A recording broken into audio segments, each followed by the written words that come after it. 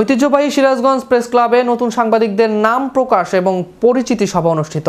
এ সময় নতুন সদস্যদের ফুল দিয়ে বরণ করে নেন সভাপতি, সাধারণ সম্পাদক এবং উপস্থিত সিনিয়র নেতৃবৃন্দ।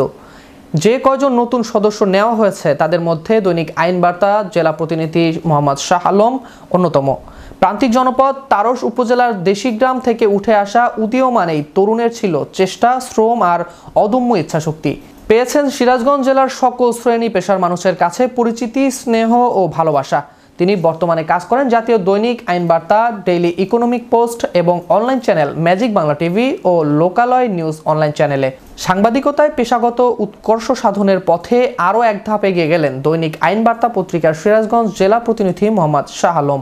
ঐতিহ্যবাহী সিরাজগঞ্জ প্রেস ক্লাবের সদস্য পদ লাভ করায় তিনি আরও ভালো কাজ করবেন এবং পরিচিতি লাভ করবেন, এমনটাই প্রত্যাশা।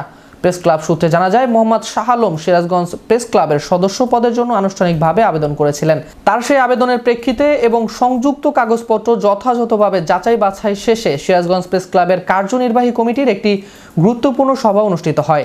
উক্ত সভায় সর্বসম্মতভাবে তাকে সিরাজগঞ্জ প্রেস ক্লাবের সদস্য পদ প্রদান করার সিদ্ধান্ত গৃহীত হয়।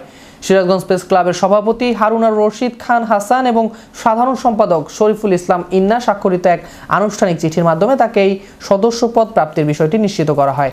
সংশ্লিষ্ট পত্রের নির্দেশনা অনুযায়ী চিঠি প্রাপ্তির পর থেকেই তিনি আনুষ্ঠানিকভাবে ঐতিহ্যবাহী সিরাজগঞ্জ প্রেস ক্লাবের সম্মানিত সদস্য হিসেবে গণ্য হয়েছেন।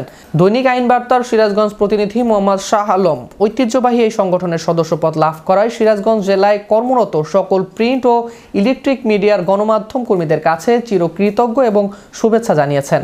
পাশাপাশি বিভিন্ন সামাজিক সাংস্কৃতিক সংগঠনের নেতৃবৃন্দ, সুশীল সমাজ এবং শুভানুধ্যায়ীদের শুভেচ্ছা জানিয়েছেন।